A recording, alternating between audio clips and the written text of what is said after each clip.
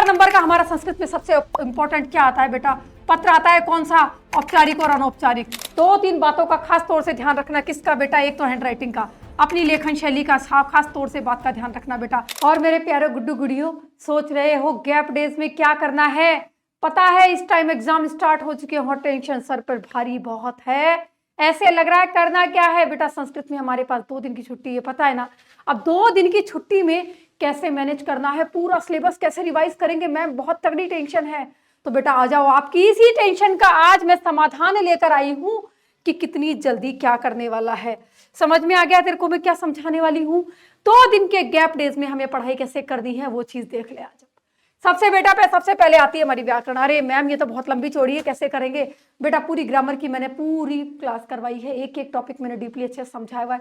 एक बार समय मिलता है, जैसे जैसे टाइम मिल रहा है उसको थोड़ा थोड़ा करके एक बार रिवाइज कर ले। 1 शॉट में मैंने सब कुछ करवाया हुआ है बेटा। पता है 25 से 30 नंबर की आती है, 26 से 30 नंबर की आती है बेटा। उसमें करना क्या है, सबसे मेन देख लेना, संधि पढ़ लेना अच्छे से, ठीक है। संधि को एक बार रिवाइज कर लेना, समास को कर लेना बेटा रिवाइज। किसको?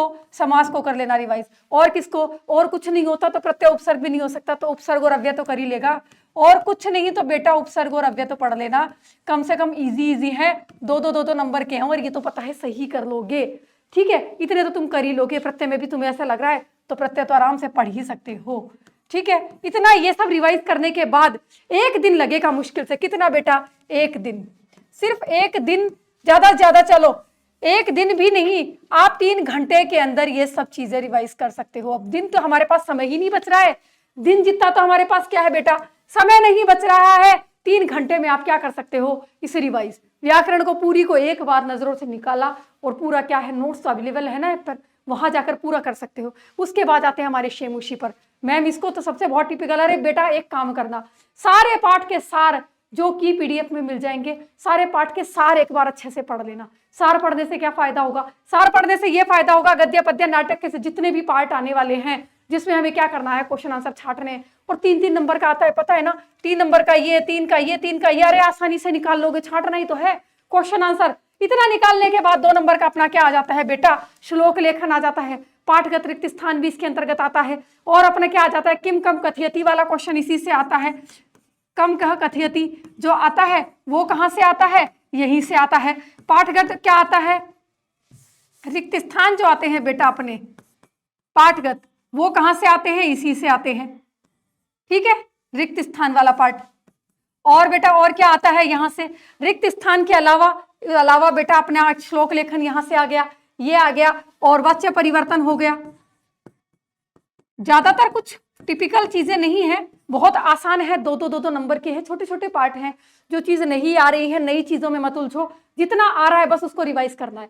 एक बार ये पढ़ लिया, इतना आराम से निकाल दोगे। पाठ के पीछे जो प्रश्न उत्तर दिए हुए हैं, जो प्रश्न उत्तर मैंने करवाए हैं और जो मैं गैप टेस्ट में करवाने वाली हूँ, उतना भी पढ़ के जाओगे तो आराम से टॉप कर जाओगे। और बेटा फिर ये प्रश्न उत्तर बेटा 10 नंबर के आते हैं, पता है ना, इंपॉर्टेंट है। कैसे? क्योंकि क्या करना है, पूरी लाइन में उत्तर देना है। और पूरी लाइन का उत्तर बहुत इक्के दुक्के प्रश्न ऐसे हैं जिनको रखना पड़ेगा कि अलग से कुछ है, वरना 1 वर्ड का आंसर है और पूरे क्वेश्चन वाली लाइन को ही लिखा ना तो बेटा ये आराम से निकल जाएंगे। 5 क्वेश्चन 2-2 नंबर के आएंगे पाठ, मतलब शेमुशी हमारे लिए बहुत इंपॉर्टेंट है। फिर आ जाता है बेटा अपठित गद्यांश 4 नंबर। अरे मैडम ये तो बहुत आसानी से, क्योंकि करना क्या है, छांटना ही तो है, छांटना है। शीर्षक पे फोकस मत करना। ऐसे लगता है कि शीर्षक क्या होता है, अलग जा रहा है, इसने कुछ और लिख दिया, उसने कुछ और लिख दिया। अरे लिखने तो जिसको लिख रहा है, तुम्हें जो समझ में आ रहा है तुम अपना वो शीर्षक के लिख के आओ। किसी का सिमिलर नहीं होता, कहीं ना कहीं समझ का फेर होता है, तो क्या होगा बेटा, थोड़ा सा तो अलग होगा। और फिर औपचारिक पत्र, हाँ अनौपचारिक और औपचारिक 2 होते हैं ना बेटा।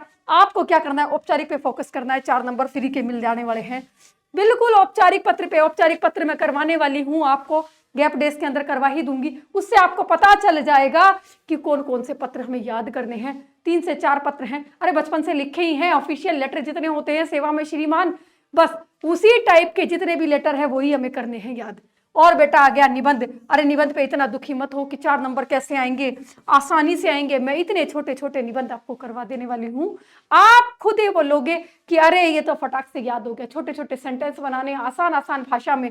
बेटा आप ये सोच रहे हो करेंगे 3 घंटे में ये कर लिया, बेटा 1 दिन इसमें लगा दो, 1 दिन शेमुशी के अंदर लगा दो, बचे हुए पार्ट के अंदर कम से कम 6 से 7 घंटे भी दोगे ना, आप कंटिन्यू निकालोगे, 7 घंटे भी ये लो आराम से निकल गए, और आपके 2 दिन के अंदर पूरा सिलेबस बेटा क्या हो जाने वाला है, रिवाइज। बस थोड़ा सा फोकस करना है तो क्या हो जाएगा, टॉप करना, कोई मुश्किल काम नहीं है। तो बेटा फोड़ के आओ एग्जाम को, मिलते हैं जल्दी, ठीक है।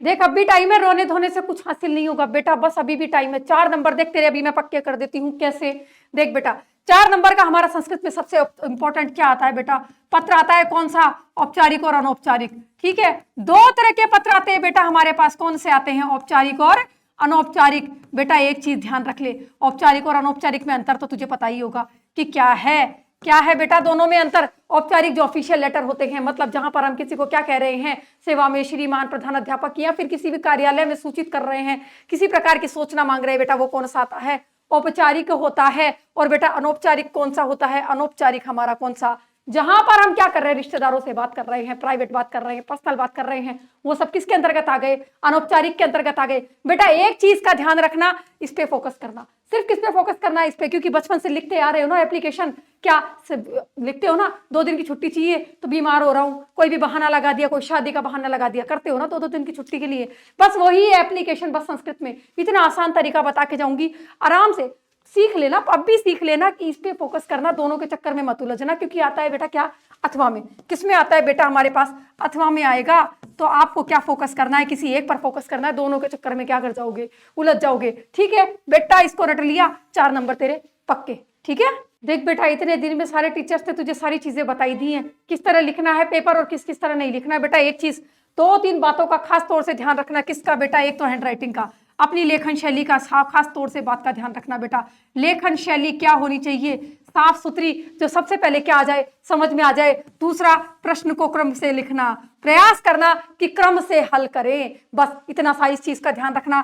तीसरा, उसके अंदर कोई भी रुपये पैसे मत रख देना बेटा, गलती से भी ये गलती मत कर देना, किसी प्रकार के क्या करना है, नोट वोट मत रख देना भाई साहब, ये नोट वोट है ना, ये मत रख देना, ये गलती मत करना। और चौथी बेटा, चीटिंग करने का सोचना भी मत, किसका, चीटिंग करने का, हाँ ये तो सोचना ही मत, वरना क्या हो जाएगा बेटा, बाहर, ठीक है, ध्यान दे लेना इस बात का। टेंशन हो रही है गैप डेज में क्या पढ़ने वाले हैं और कैसे पढ़ाने वाले हैं, मैम पढ़ाओगे कि नहीं पढ़ाओगे, हाँ बेटा पढ़ाऊंगी, बिल्कुल पढ़ाऊंगी, और क्या पढ़ाऊंगी ये बात सुन ले, किसको, 4 और 5 मार्च को, 4 और 5 मार्च को बेटा क्या करना है, 4 और 5 मार्च को आ जाना शाम को, कब बेटा, 6 बजे, ठीक है, 6 बजे से तैयार होके बैठना, खाना पीना खा के बैठना बेटा, हम पूरा का पूरा हमारा सिलेबस क्या करने वाले हैं, रिवाइज करने वाले हैं। याद रहेगी ना डेट, 4 और 5, हाँ याद तो रहेगी, क्योंकि 6 मार्च को तो पेपर है, ठीक है, तैयार रहना।